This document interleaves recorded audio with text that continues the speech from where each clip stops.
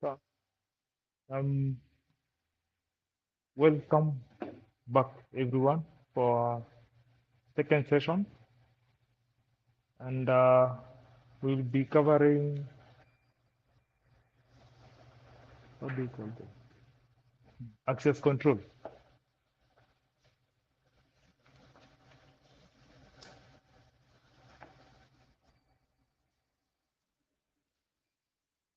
And in our class of access control, we'll take a look at the standalone, the standalone access control. We'll take a look at the readers. These are the readers. This, and this, and controllers.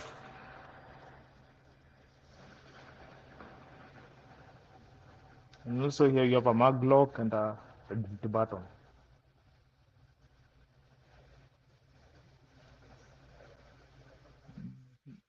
For standalone, we have 2221, 2212. Let me remove it. And we have types of connection, different types of connection. We have the Cat6. We also have what do you call them? RS485. For RS805, when you want to connect to a reader or even another controller as a reader. Um,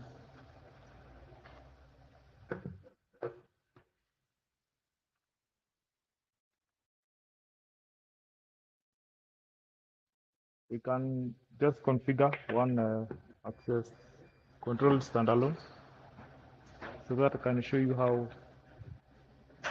we can add a person card user, we can add different kind of authentication, and so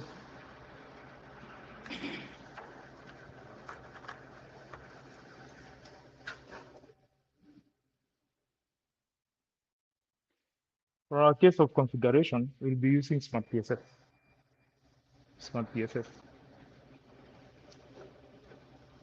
But we are going to, the first thing is to initialize.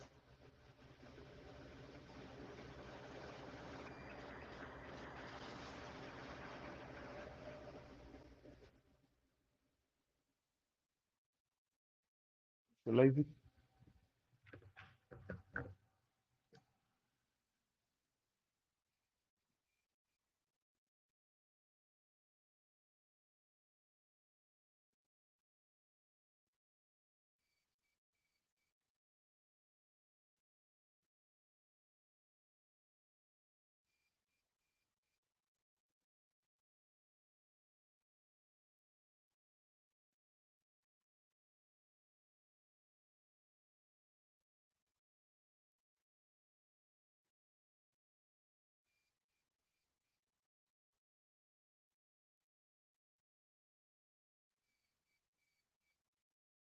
We can go to initializing part on the standalone device. So the first thing is to add the passwords, which is alphanumeric.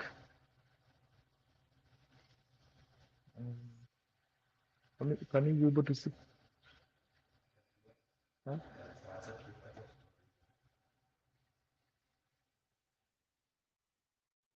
Okay, let me try on the config too.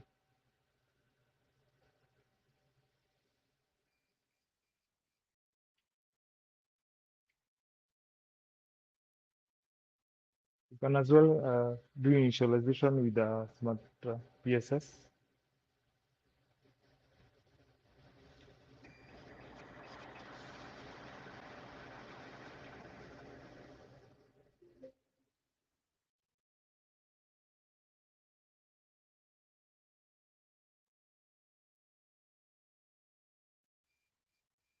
Auto search, do auto searching, then the device will appear here.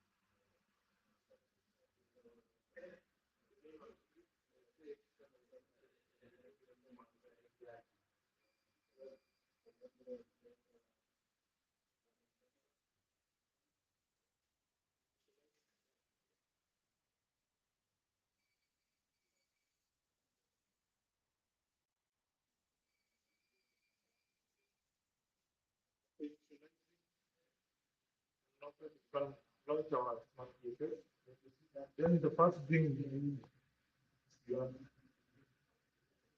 the device. First, you have the device. So you can have the search. Then you go to your device, control, and there is a menu. A menu.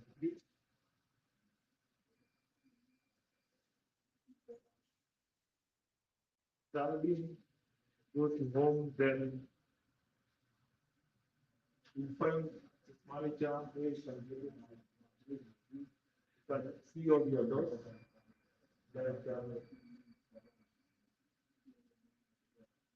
Like these are we have photos, four entrances.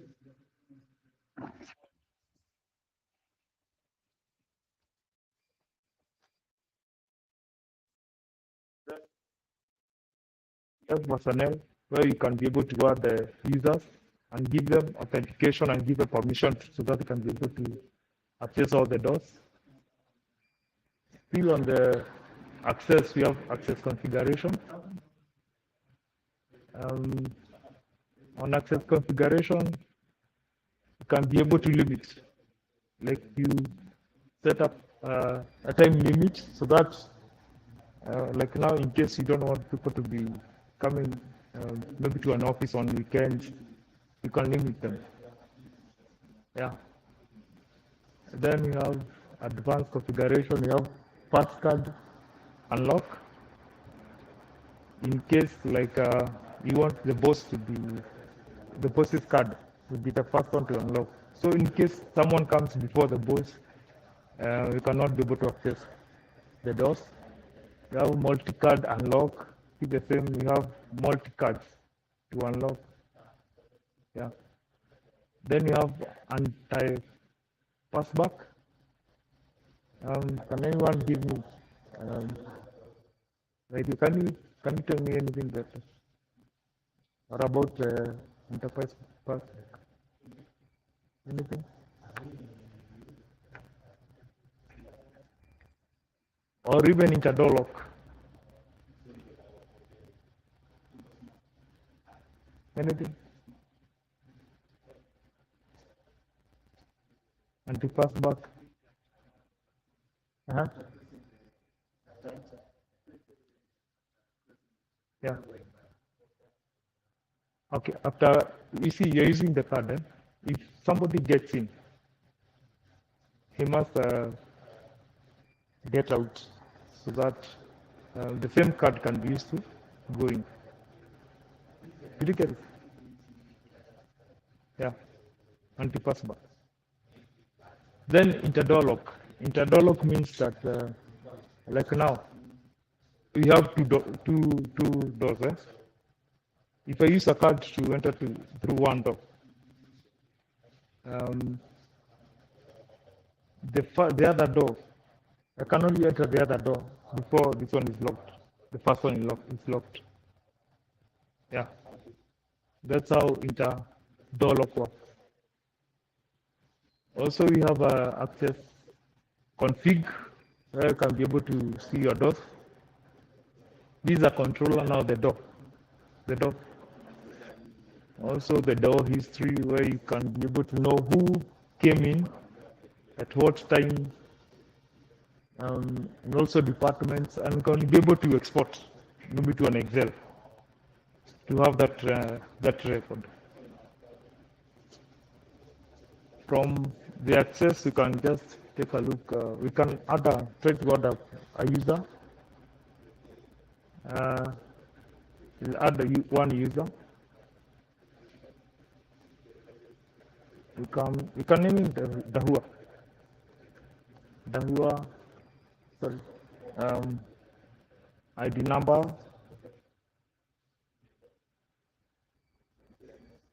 Then name Dahua.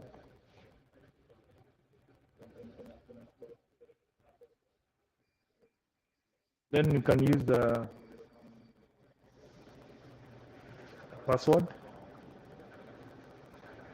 or let's use the, instead of using password, let's use the card. You go to card reader management.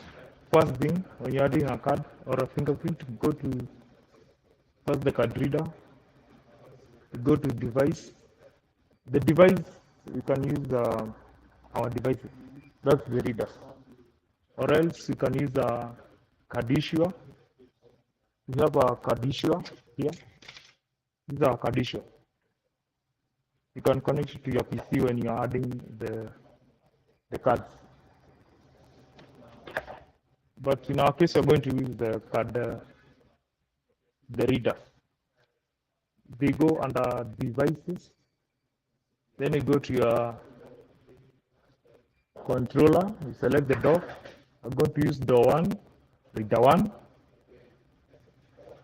Once you're done, you go to adding the card. You go to our readers. You're there. Just swipe, then it will come. It will appear on the card reader number. Then we are done. If at all you want to add the fingerprint, you just do almost the same thing. You go to fingerprint scanner management. You go to device. That's the collector fingerprint. Go to device, card reader. Press OK. Then go to fingerprint. Go to add. Listen to the prompt. You just see how it appears. Screen.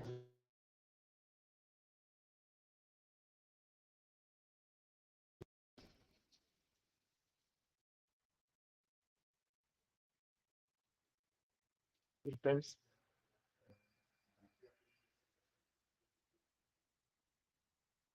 It appears. Then you go to permission. But for, okay, this is not normally necessary, but if you might go to somewhere, then you find it is necessary. But in our case, it's not. You just go to skip this, you go to permission. Since, yes, you have added the users, but you have not given them permission to access the doors. You go to permissions, to create a group, door group. You can name it main entrance. Main entrance.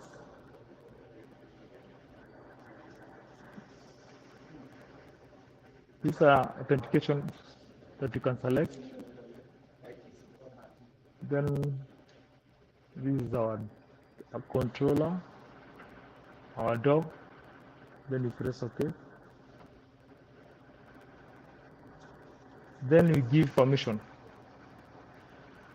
to that user.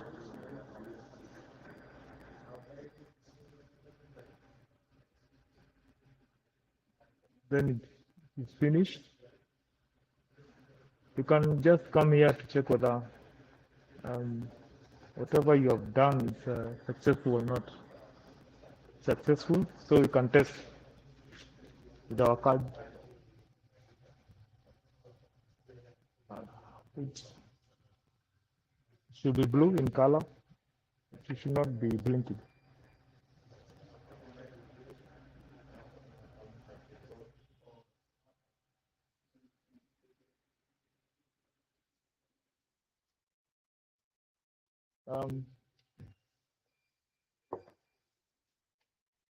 Can also use our fingerprint.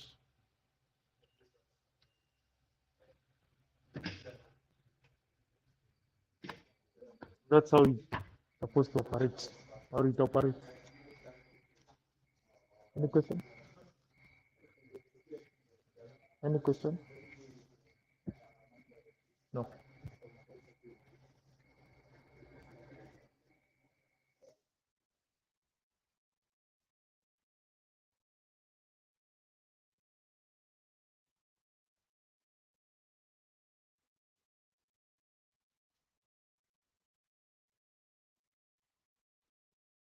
Now we normally use for our connection part, our wiring part.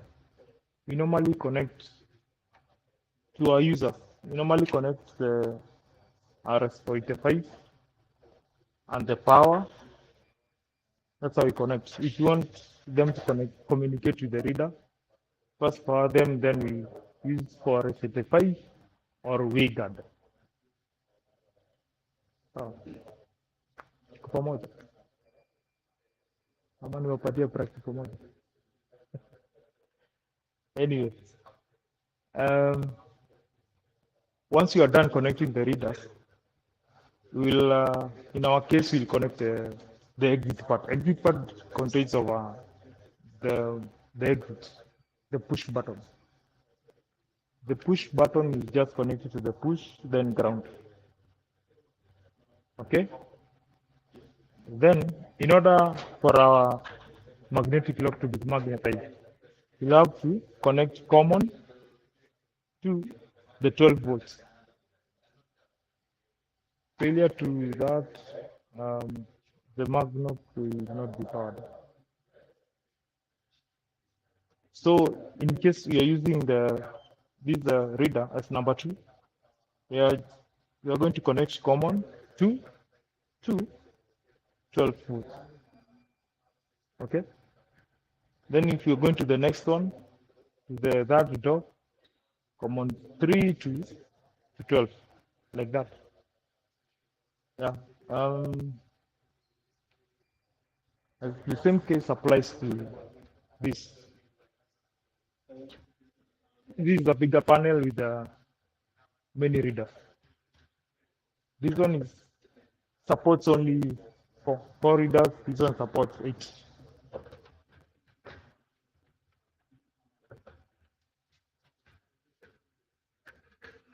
Now the good thing with the Dahua, the wiring diagram is shown on the panel. But you can as well check it on the website by just going to the website, then keying the model number of the device. If you're using the controller, you just see all the wiring done there on the website. And then we have this standalone.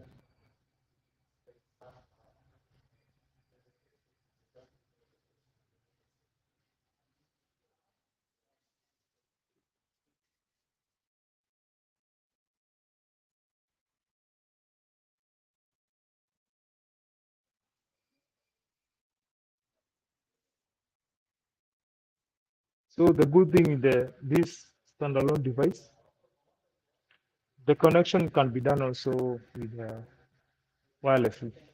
There's no need of connecting with the cable. And the other thing you should note, for every device, the access control device, we have two types of cards, and they are totally different. You have the SD card and the ID card. So for each, like this, the standalone, you can check the model number, and so that you can be able to know which cards you're supposed to use. Because I've had so many cases. Somebody goes and install a reader, a standalone, and then it comes back claiming that it cannot be able to read cards. That's not the case. So you must be keen when you're buying the type. You must know the type of maybe the cards that you're going to use. Yeah.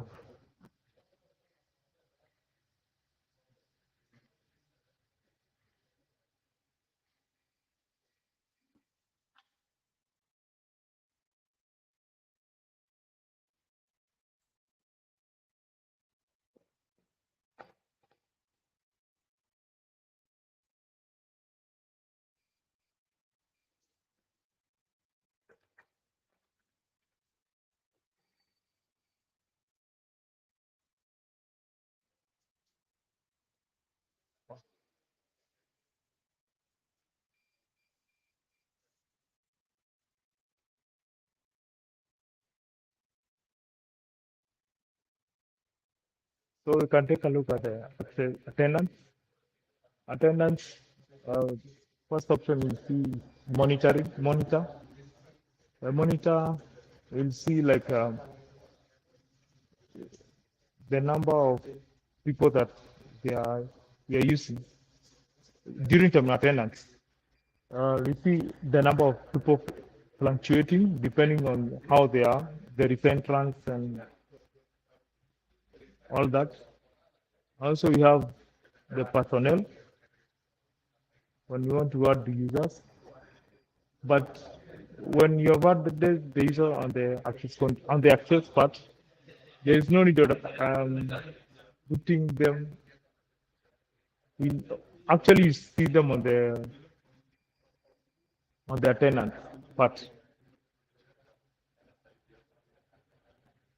So when you come to attendance, you must prepare a timetable and shift. By that, we have can take a look at the attendance rule.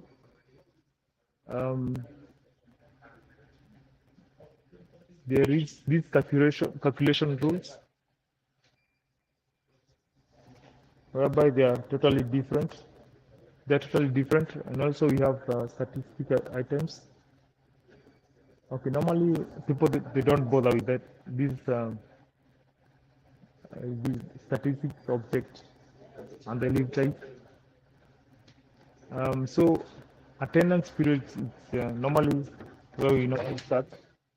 By that, we can have you can add your got the attendance period. You can give it a name, like daytime.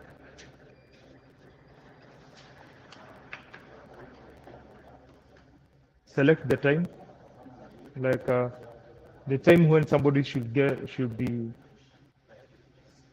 work, because normally people get to work from 8:30 to 5. That's the normal time. And then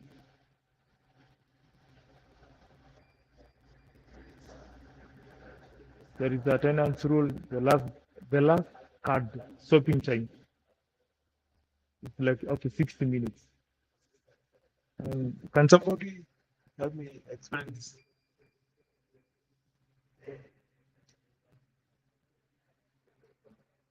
The last time swapping.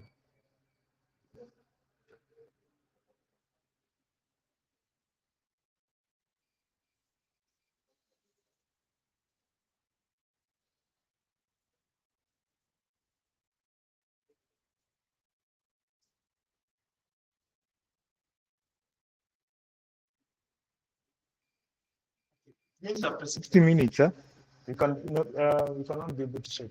If you swipe, it will be like late. They'll come late. That is after it starts. So it's 31, you're late. Not 31. It's 60 minutes. That is 1 hour. 9:30. I think you're late. Yeah. Some people, they don't don't use the fixed because the case that there are different shifts. Have a company with their shifts. They keep on money changing. Like when you're going to come during the day, or else you report different types, yeah? So you can use flexible instead of using that. Because in a day you're supposed to have like 600 minutes, right? So that you can just come to flexible, then you write down your day, you name your shift, then you select the time, then you save. The same you go to attendance sheet, select your period, the one that you created, come to your sheet, then you come to your period, then you start adding.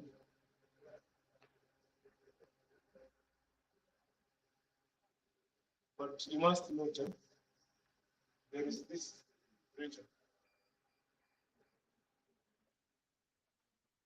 There is it's Thursday, Friday. Normally people don't work on Saturday, Sunday. You must note this. Then on Saturday and Sunday, you can rest. Once you're done, save it, go to ships, schedule. Default company here, you just see all the users that you added. All the users that you added. Then the start date means the day that probably you are going to start your time maintenance. This is not necessary to just a single person. Then you add all this, all these users. Then you should apply. Once you're done, like if you want to collect information, because like now, people normally collect information. The reports, generate report maybe at the end of the month. So the first thing is getting that information of the fingerprints of the account. Go to records, records. Then we extract data. Data extraction, that is from the time attendance device. Select the date, the end, and the start. When we're setting select the device, which device that we want to connect, to extract data from. Once you extract all the data, going for the balance. Select the dates from each one, each one.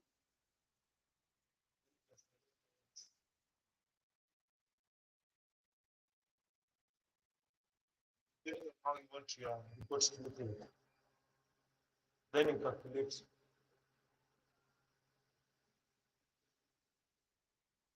Then you can as well export.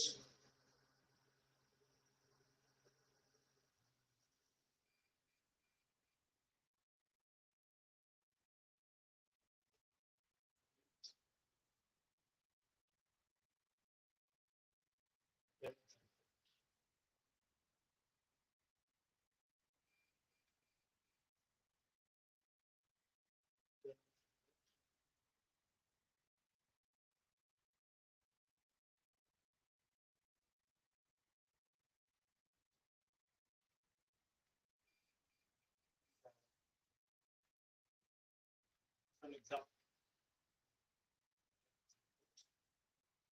See, we can show you the date, valid checking and checkout. See, from here to show you the time that I clocked in, I clocked out. Then it is calculate the time, the actual time that I clocked in, clocked out, the valid time that I should be working. I should clock. Okay, normally to calculate all the time. Let's go back to my cases. So that's an example of how you can be able to generate a report. And now there is second. From report you can get the first thing is get select the time and the date. Money that's the month.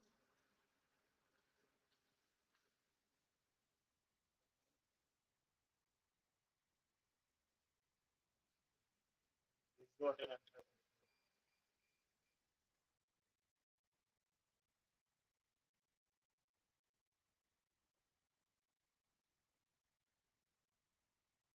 But remember, when you use the settings of the shift, use are flexible, right?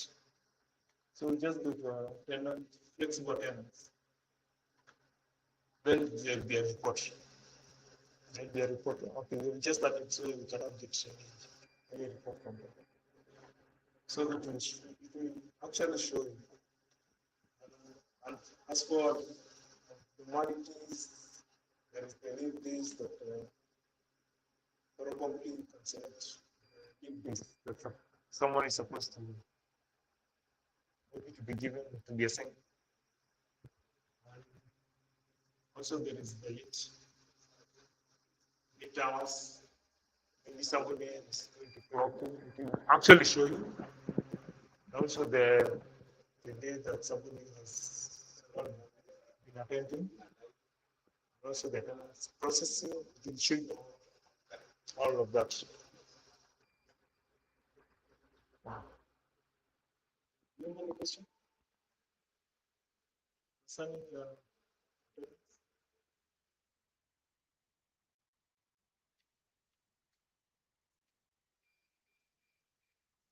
access control? Any question?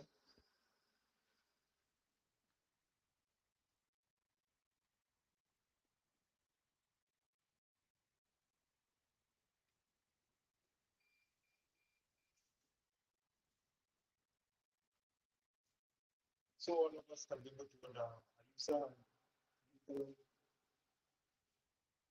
notifications, add the cards, give them the good passwords. Very good.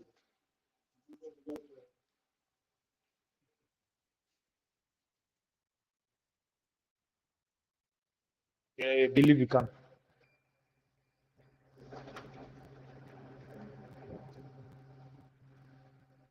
So from there, I think we can go to alarm systems.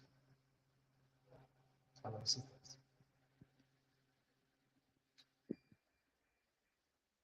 So from alarm systems, I guess we can go to the other side.